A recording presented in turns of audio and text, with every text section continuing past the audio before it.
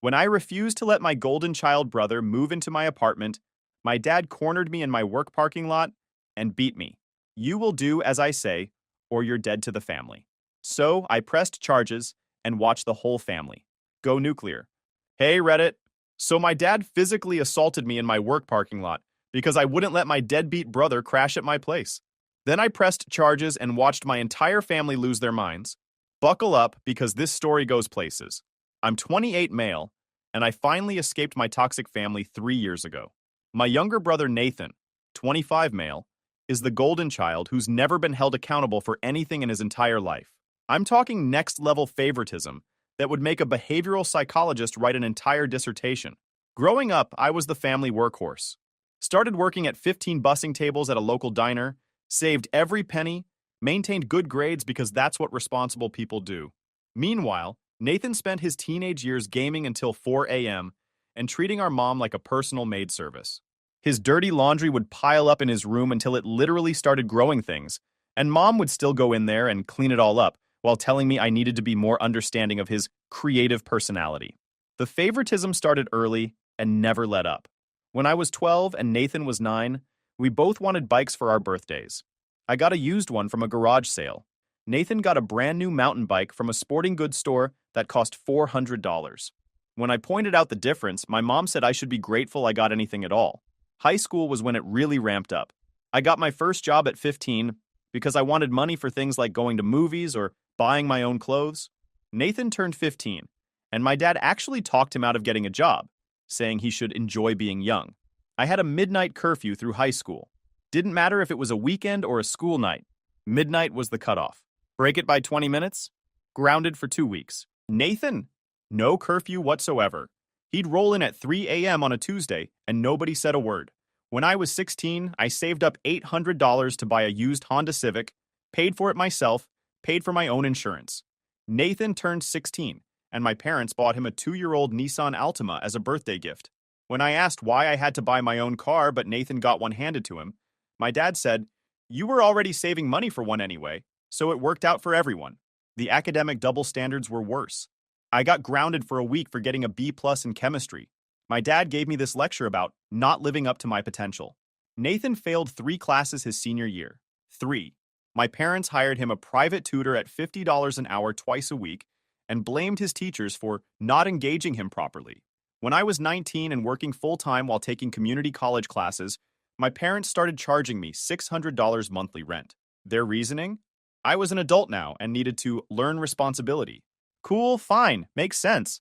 Except Nathan turned 19 2 years later and continued living completely rent-free. When I brought this up, my dad hit me with, "Every kid is different, and Nathan isn't ready for that kind of pressure yet." I paid rent for 3 straight years while living at home and going to community college. That's $21,600 total. Nathan lived rent-free for 25 years. I paid for my own community college classes while working 50-hour weeks.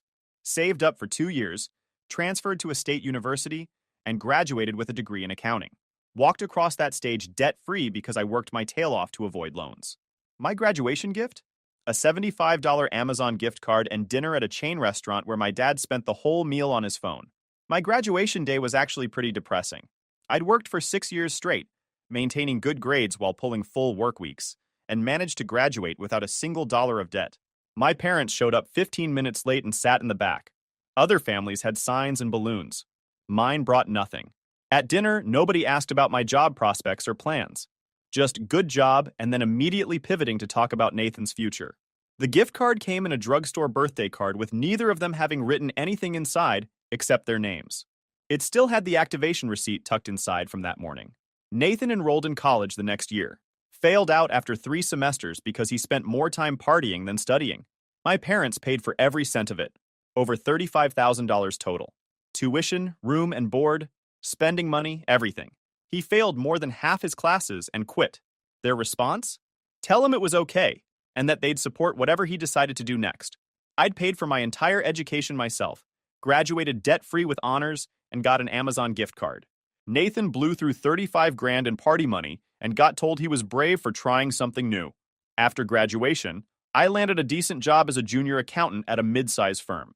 The pay was solid, nothing crazy, but enough to start building a real life.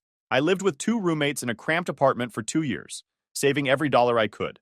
No eating out, no subscriptions I didn't need, packed lunch every single day. I was laser focused on one goal: getting my own place where I'd never have to deal with my family's dysfunction again. During those 2 years, Nathan bounced between part-time jobs, worked at a retail store for 3 months before quitting because his manager was too strict. Tried being a personal trainer for like 6 weeks before deciding that waking up early wasn't his thing. Delivered food for a month before his car broke down and he decided the job wasn't worth the hassle.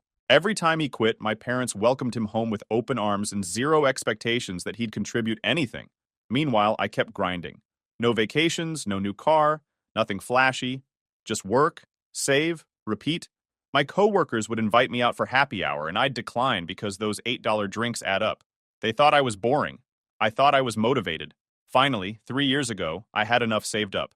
Found a one-bedroom apartment in a decent area, nothing fancy, but it was mine. Signed the lease, moved in with the bare minimum furniture, and felt like I'd won the lottery. No more family drama, no more double standards, no more walking on eggshells. Just peace and quiet in my own space. The first night in my apartment, I ordered pizza and sat on my cheap couch in my empty living room and just appreciated the silence. No parents arguing about money, no Nathan playing video games at max volume at 2 a.m., no tension. Just me and my mediocre pepperoni pizza in glorious solitude. I kept minimal contact with my family after moving out. Showed up for major holidays because completely cutting them off felt too extreme, but I stopped going to every random family dinner or event. My parents acted hurt, but honestly, my mental health improved drastically. I wasn't constantly comparing myself to Nathan or feeling like I'd never be good enough. I was just existing on my own terms. Work was going well. I'd gotten 2 raises in 3 years, was handling bigger accounts, and my boss mentioned I was on track for a promotion. Nothing explosive, just steady career growth built on showing up and doing good work. I was finally building the stable, drama-free life I'd always wanted. Then, about 4 months ago, Nathan showed up at my apartment unannounced on a Tuesday night. I opened the door, and there he was, standing in my hallway with 2 duffel bags and his gaming PC in a box. No warning, no heads up, just appeared like a bad surprise party. "Hey man, can I crash here for a bit?" he said, already trying to push past me with his bags. I blocked the doorway. "What? No, what are you talking about?" Apparently, our parents had finally reached their limit. Nathan had been living at home rent-free for 25 years, contributing nothing, and spending his days gaming and working random part-time jobs that he'd quit after a few weeks. My dad had gotten fed up and told Nathan he had 1 month to either start paying $400 monthly rent or find somewhere else to live. Nathan naturally did neither. Just kept living there rent-free, assuming Dad was bluffing. Spoiler alert, Dad wasn't bluffing. They'd had a massive argument that morning, and my parents told Nathan he needed to leave. So his brilliant solution was to show up at my place, expecting me to just take him in. "Come on, bro. It'll be like old times," he said. Like our childhood was some nostalgic bonding experience, instead of me getting the short end of every stick while he coasted through life. "No," I said flatly. "You can't stay here." His face went from friendly to confused to annoyed in about 3 seconds. "Are you serious right now? I'm your brother." "Yeah, and this is my apartment that I worked my tail off to afford. You're not moving in." He tried every angle. It would only be temporary. He'd get a job and start contributing. He'd be super quiet, and I wouldn't even notice he was there. He'd help with chores. On and on. Every promise sounded exactly like the countless other promises he'd made and broken throughout his entire life. I stood firm. "Nathan, you need to figure this out yourself. I'm not your backup plan. So you're just going to let me be homeless? Real nice, bro. You're not homeless. You have options. You can find roommates, get a full-time job, rent a room somewhere. You're 25 years old. Figure it out like the rest of us had to." He stood there for a minute, clearly expecting me to cave. When I didn't, he picked up his bags and left without another word. I closed the door, locked it, and felt absolutely zero guilt. I'd worked too hard for my peace to let it get disrupted by someone who'd never faced a real consequence in his life. I should have known that wouldn't be the end of it. The next day, my mom called. I let it go to voicemail. She called 3 more times. Then my dad called. More voicemails. Then Nathan. Then my mom again. I turned my phone on silent and went about my day. That night, I finally listened to the messages. My mom's were all variations of, "How could you do this to your brother?" and "Family helps family," and "I raised you better than this."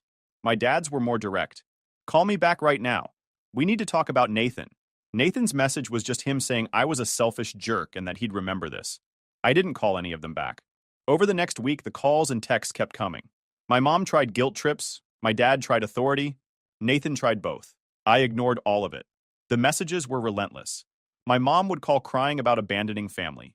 My dad left voicemails using his authority voice, demanding I call back immediately. Nathan's texts ranged from desperate to angry, first begging, then accusing me of being a terrible brother. One night around 2 a.m., Nathan called 11 times in a row. The voicemail he left was him rambling about how he couldn't believe his own brother would do this to him, how he'd always looked up to me. Pure manipulation. We'd never been close. My mom's texts were masterclasses in guilt. Your brother is sleeping on a friend's couch because of you. I hope you can live with yourself knowing your family is suffering. This isn't how we raised you. Then my aunt got involved. Then my grandmother. Apparently, this had become a full family crisis. My aunt said she couldn't believe I'd turned my back on Nathan. My grandmother said I was being cruel and that she was praying for me. Here's the thing, though. Not a single one of them offered to let Nathan stay with them. My aunt had a spare bedroom. My grandmother had an entire basement apartment. But no, I was the designated savior because I'd successfully gotten my life together. My mom even tried to coordinate a surprise visit to my apartment with my aunt. I saw them through the peephole one evening, both standing in my hallway. I didn't answer. I stood there silently as they knocked for 5 minutes. Finally, I said through the door, I can see you. I'm not opening this door. Please leave. My aunt tried reasoning with me. Honey, we just want to talk. We're family. There's nothing to sort out. Nathan needs to find his own place. Goodbye. They stood there for another 10 minutes. I put on headphones and let them waste their time. I sent one group text to everyone. Nathan is 25. He can get a job and find his own place like every other adult. I'm not discussing this further. Then I muted the group chat and went back to my peaceful existence. The response was immediate. My phone buzzed nonstop for an hour. Everything from "you're heartless" to "we'll remember this." I didn't read most of them. My mom sent a message saying I'd changed since moving out, that my fancy apartment and job had made me cold and selfish. The irony was almost funny. I hadn't changed. I'd just stopped accepting unequal treatment, and suddenly that made me the villain. For about 2 weeks, things went quiet. I figured they'd given up and Nathan had found somewhere to crash. I was wrong. One Thursday evening, I was leaving work around 6 p.m. It had been a long day, I was tired, and I was looking forward to going home, making some pasta, and watching mindless shows. I walked out of my office building into the parking lot, heading toward my car. That's when I saw my dad's truck parked right next to my car. He was leaning against his driver's door, arms crossed, staring directly at me. My stomach dropped immediately. This wasn't a coincidental run-in. He'd come here specifically, probably been waiting for who knows how long. I thought about turning around and going back inside, but that felt cowardly. I was 28 years old. I could handle a conversation with my father, so I kept walking. We need to talk, he said as I approached. I'm heading home, Dad. If you want to talk, you can call me. I've been calling you. You don't answer. Because there's nothing to discuss. I already gave you my answer about Nathan. His jaw clenched. Get in my truck, now. No, I'm going home. I tried to move past him toward my car, but he stepped in front of me, blocking my path. We were in a pretty empty section of the parking lot. Most people had left already. There were a few cars scattered around, but no one nearby. You're going to listen to me, he said, his voice dropping low. Nathan is your brother. You're going to let him stay with you until he gets on his feet. No, I'm not. This isn't a request. I'm an adult with my own place. You don't get to make demands about what I do with it. That's when his demeanor shifted. The frustrated dad act dropped, and something harder took its place. You think you're so much better than the rest of us, don't you? Got your fancy apartment, your accounting job, acting like you're too good to help family? This isn't about being better than anyone. This is about boundaries. Boundaries, he repeated, almost laughing. You want to talk about boundaries? How about the boundary of not abandoning your brother when he needs help? He doesn't need help. He needs consequences. There's a difference. Wrong thing to say. I saw it in his eyes the second the words left my mouth. You ungrateful piece of work, he said, stepping closer. After everything we did for you growing up, fed you, housed you, paid for your school, I paid for my own school. And you charged me rent while letting Nathan live free. Because Nathan needed support. You were always fine on your own. So I get punished for being responsible? You're not being punished, you're being asked to help family. But apparently you're too selfish to understand that. I'm done with this conversation, I said. trying to step around him again. He grabbed my arm. Hard. We're not done. Let go of me. Not until you agree to help your brother. I pulled my arm away, and he grabbed my shirt instead, yanking me back. Dad, let go. You will do as I say, or you're dead to this family. Do you understand me? Before I could respond, he shoved me backward. I stumbled but caught myself. This wasn't happening. This couldn't actually be happening. My own father, in my work parking lot, getting physical with me because I wouldn't let his favorite son crash at my apartment. You've got until tomorrow to call Nathan and tell him he can move in, Dad said. Otherwise, don't bother showing up to any family events ever again. You won't be welcome. Fine by me, I said, my voice shaking but steady. If that's how it is, then we're done. That's when he hit me. I didn't even see it coming. He threw a punch that caught me right in the side of my face, near my ear. The impact knocked me sideways, and I went down hard on the asphalt. My glasses flew off and skidded under a nearby car. Pain exploded through my skull, and I tasted blood. I was on the ground, disoriented, and he was standing over me, breathing hard. Get up. I didn't move. Couldn't really. My head was ringing, and I was trying to process that my father had just punched me in a parking lot, like some bar fight. I said, get up. He reached down and grabbed my collar, hauling me partway up before shoving me back down. My hands scraped against the rough parking lot surface. You think you can disrespect this family? Disrespect me? He kicked me in the ribs. Not hard enough to break anything, but hard enough that I felt it through my whole torso. I curled up instinctively, trying to protect myself. You're going to help your brother, he said, standing over me. Because that's what family does. And if you don't, then you're not part of this family anymore. Got it? I didn't say anything. I was still on the ground, everything hurt, and I was running through my options. Fighting back would just escalate things. Trying to run would be pointless. So I just stayed down. After a few seconds, he seemed to realize what he'd done. His posture changed, got less aggressive. Look, Nathan needs this. He's your brother. Stop being stubborn and just do the right thing. Then he walked back to his truck, got in, and drove away. Left me lying in the parking lot bleeding. I stayed there for a minute, maybe two, just breathing and taking inventory. My face hurt where he'd punched me. My ribs ached from the kick. My hands were scraped up from the asphalt. But nothing felt broken. I was just bruised and bleeding and absolutely furious. Slowly I got to my feet, found my glasses, thankfully not broken, and put them back on. Checked my reflection in my car window. I had a cut on my cheek that was bleeding pretty good, and I could already feel swelling starting along my jaw. My work shirt was torn at the collar and had bloodstains on it. I got in my car and just sat there for a while. My hands were shaking. I kept replaying what just happened.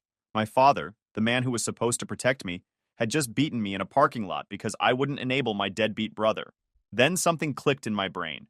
A weird calm came over me. I pulled out my phone and called 911. The operator answered and I said very clearly, I need to report an assault. My father just attacked me in a parking lot. I gave them all the information. My location, my name, my father's name and description, his license plate number, everything. The operator said they were sending officers and asked if I needed an ambulance. I said no. I could drive myself to the hospital if needed, but I wanted to file a police report. 2 police cars showed up within 10 minutes. I gave my statement to the officers, showed them my injuries, told them exactly what happened, that I'd refused to let my brother move in with me. My father had confronted me at my workplace, physically prevented me from leaving, and then assaulted me when I refused to change my mind. One officer took photos of my face, my scraped hands, and the rip in my shirt. The other one took down all the details. My father's information, the timeline of events, the threats he'd made. They asked if there were any security cameras. There were.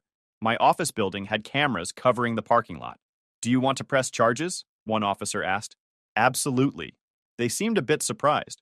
Apparently, family assault cases usually result in people backing down or trying to handle it privately. But I was crystal clear. I want to press full charges, assault and battery. I want this documented and prosecuted. The officers said they'd contact my father and likely arrest him. They asked if I felt safe going home or if I needed to stay somewhere else. I said I'd be fine. My father didn't know where I lived. I'd never given him my new address after moving. After they left, I sat in my car and called my workplace security, explained what had happened, and asked for the parking lot footage from that evening. They said they'd save it and provide it to the police upon request. Then I drove myself to an urgent care clinic, got checked out, and documented every injury. The doctor noted the facial contusion, the rib bruising, the scraped hands. Everything got photographed and written up in a medical report. By the time I got home, it was almost 11 p.m. I was exhausted, in pain, and emotionally drained. But I also felt something I hadn't expected: relief. For years, I'd been the family punching bag, metaphorically speaking. Tonight, it had become literal. And I'd finally drawn a line in the sand that couldn't be uncrossed. I texted my boss explaining I'd been in an incident and would need the next day off. He immediately called me, concerned. I gave him the basic story: family dispute that got physical, police were involved, I had medical documentation. He told me to take whatever time I needed and that HR would be looped in since it happened in the company parking lot. Then I silenced my phone and went to bed. The next morning, I woke up to 47 missed calls and probably 100 plus text messages. I didn't read any of them. I made coffee, took some pain medication, and waited. The messages ranged from disbelief to fury. My mom had left 6 voicemails, each one more hysterical than the last. The first one was confused. "Why are the police here? What did you tell them? Call me right now." By the 6th one, she was screaming into the phone about how I was destroying our family and that I'd better fix this immediately. Nathan's messages were predictably self-centered. "Dude, what the heck? Dad's getting arrested because you can't take a joke?" And, "Way to overreact, bro. Now everyone's mad at me because of your drama." Not once did he seem to grasp that maybe our dad beating me in a parking lot was the actual problem, not my response to it. My aunt texted saying she was shocked and appalled at my actions, that family doesn't call the police on family, and that I should be ashamed. My grandmother sent a message saying she was praying for me because I'd clearly lost my way. Various cousins chimed in with their opinions, most of them negative. Around 10 a.m., 2 police officers showed up at my door. They informed me that they'd gone to arrest my father that morning. He was being charged with assault and battery. He'd been taken into custody, processed, and was being held pending a bail hearing. The officers told me the arrest hadn't gone smoothly. My father had apparently tried to argue that this was all a misunderstanding, that I was being dramatic, that families have disagreements, and this didn't need to involve police. My mom had been there during the arrest, hysterical and screaming at the officers that they were destroying their family over nothing. The officers asked if I wanted a restraining order. I said yes. They helped me file the paperwork right there. Within hours, my father had a temporary restraining order requiring him to stay at least 500 feet away from me, my home, and my workplace. That's when my phone really exploded. My mom called 15 times in a row. My aunt, my grandmother, Nathan, even some cousins I barely talked to. Everyone had opinions about what I'd done. I finally answered my mom's call. She was hysterical, screaming about how I'd had my father arrested. How could I do this to the family? Didn't I understand this would ruin his life? He could lose his job, etc. "He assaulted me, Mom," I said calmly. "In a parking lot, because I wouldn't let Nathan move in with me. It wasn't that serious. You're blowing this out of proportion. He punched me in the face and kicked me while I was on the ground. You must have provoked him. Your father wouldn't just attack you for no reason." And there it was. Even with me beaten and bloodied, I was still somehow at fault in her eyes. Her golden child system couldn't allow for the possibility that maybe, just maybe, Dad had screwed up. I have medical records, police reports, and security camera footage. This isn't up for debate. If you testify against him, if you go through with this, you're not my son anymore. Do you hear me? You will be dead to this family. "Okay," I said, and hung up. She called back immediately. I blocked her number. Then I blocked my dad's number, Nathan's number, and my aunt's number. Anyone who had anything to say about my decision got blocked. Within an hour, I'd cut off about 15 family members. The peace was immediate and glorious.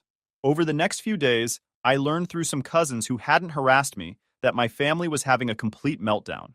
My father had been released on bail, but was facing criminal charges. The restraining order meant he couldn't come to family gatherings if I was there. My mom was telling everyone I'd destroyed the family over nothing. Nathan was living with my aunt now, and apparently complaining about her rules. She was making him pay $300 monthly rent and help with chores. My grandmother tried to organize some kind of intervention.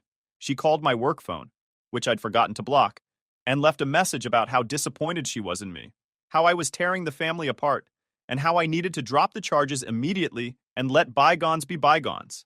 She actually said that. Let bygones be bygones. Like my father's fists hitting my face were just some minor social faux pas that we should all forget about. I saved that voicemail, added it to my documentation file. Because here's what my family didn't understand. This wasn't about Nathan's housing situation anymore.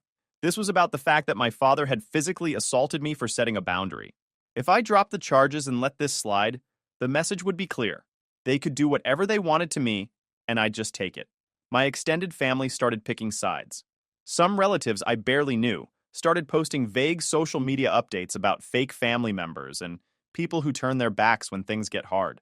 I didn't respond to any of it, didn't engage, just let them be mad in their own spaces. A few cousins reached out privately with support. One sent me a long message about how she dealt with similar favoritism growing up with her siblings and how proud she was of me for standing my ground. Another cousin said he'd always thought my parents treated Nathan differently and that he wasn't surprised this had finally blown up. Their support helped, but it didn't change my resolve. I was doing this regardless of who supported me or didn't. The legal process moved forward. My father got a lawyer who tried to paint this as a family dispute that had gotten out of hand. My lawyer presented the parking lot security footage, the medical reports, my statement, and the testimony of a coworker who'd seen part of the incident through an office window. My family ramped up their harassment campaign. Since I'd blocked most of them, they got creative. My mom mailed an 8-page handwritten letter to my apartment detailing all the ways I was destroying our family. Not once did she mention that maybe my father shouldn't have beaten me. My aunt somehow got my workplace number and called asking to speak with me. When the receptionist said I wasn't available, she launched into a speech about how I'd done something terrible. HR had to send out a memo about not giving out employee information. One cousin even showed up at my office building lobby. I kept walking to the elevator while she followed me talking about family loyalty. Building security escorted her out. The footage was damning. Crystal clear video of my father grabbing me, shoving me, punching me, kicking me while I was down. His lawyer tried to argue about provocation, but the prosecutor shut that down fast. There's no legal justification for beating your adult son in a parking lot. About 3 weeks later, my father's lawyer offered a plea deal. If I dropped the charges, my father would plead to a lesser charge, do community service, and maintain the restraining order for 1 year. I rejected it immediately. He can plead guilty to assault and battery, or we go to trial. Those are the options. My family lost it when they heard I'd refused the deal. My mom left a message with my lawyer's office begging me to reconsider. My grandmother sent me a registered letter filled with biblical quotes about forgiveness. My aunt showed up at my apartment again with Nathan. I watched through my peephole as they stood there for 20 minutes. I called building security and had them both removed. With each person who tried to defend what my father did or minimize it, my resolve only got stronger. It wasn't that bad, and family forgives just confirmed I was doing the right thing. The case went to trial. Pretty straightforward. The prosecutor presented evidence. My father's lawyer did their best with an unwinnable case. The jury deliberated for less than 3 hours. The trial lasted 2 days. The parking lot footage was played for the jury. Several jurors physically reacted when my father punched me and I went down. One woman gasped. The video showed everything clearly. My testimony took most of day 2. I kept my voice steady and factual. Just a clear recounting of what happened. My father's lawyer tried to trip me up during cross-examination with questions about my relationship with my brother and whether I resented my parents. I answered each question calmly. Guilty on all counts. My father was sentenced to 6 months in county jail with the possibility of work release, plus 2 years probation, anger management classes, and the restraining order was extended to 5 years. He'd also have an assault conviction on his record permanently. The day of sentencing, I wasn't allowed in the courtroom because of the restraining order, but my lawyer called me right after with the verdict. I sat in my apartment, in the space I'd worked so hard for, and felt absolutely nothing but satisfaction. The family fallout was nuclear.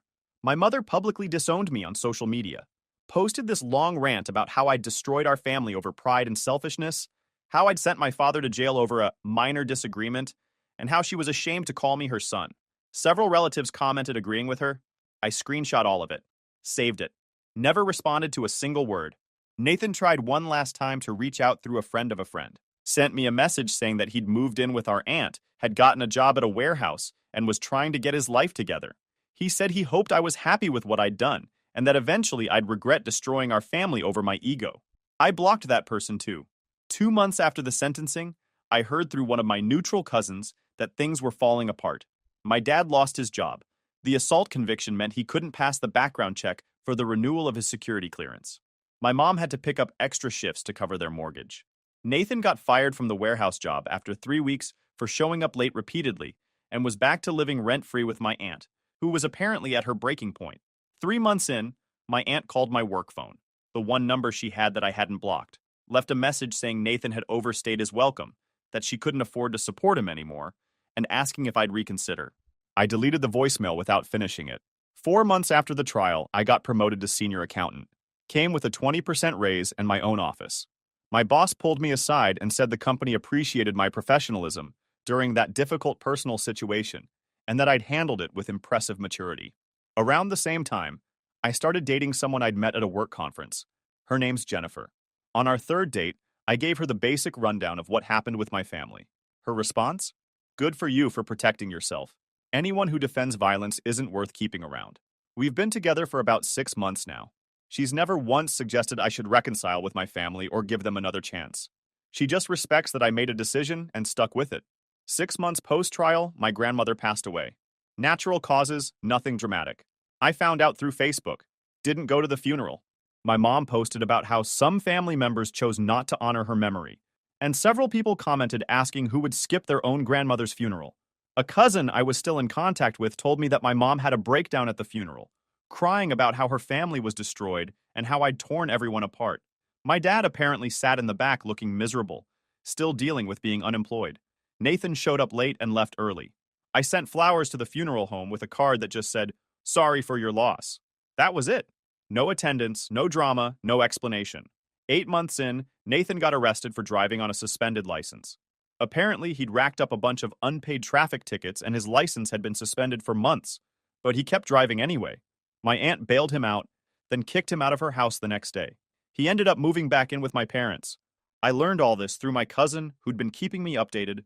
She said my parents' house was a nightmare. My dad depressed and angry about losing his job, my mom exhausted from working double shifts, and Nathan back in his childhood room gaming all day, like nothing had changed. Around the 1-year anniversary of the assault, I got a letter from my father. It went to my lawyer first, who reviewed it and forwarded it to me. 3 pages of mostly justifications. He was sorry things got out of hand, but I needed to understand his perspective. He'd been under stress. He'd been frustrated. He never meant for things to escalate. He'd completed anger management and learned better coping strategies. He hoped eventually we could reconcile. Not once in 3 pages did he actually say, "I was wrong to hit you." I filed it away with the rest of the documentation and never responded. Last month, I bought a house. Small 3-bedroom place in a quiet neighborhood about 30 minutes from my office. Jennifer helped me pick it out. We're not moving in together yet, taking things slow, but she's got her own key and stays over most weekends. The day I closed on the house, I was sitting on the back deck with a drink, looking at my yard, and my phone rang. Unknown number. I answered it. It was Nathan. "How'd you get this number?" I asked. "Doesn't matter. Look, I wanted to say I'm sorry, okay? For everything. For showing up at your place expecting you to take me in. For not standing up for you when we were kids. For all of it." I didn't say anything. Dad's been a mess since the trial. Mom's working herself to death. The family's falling apart.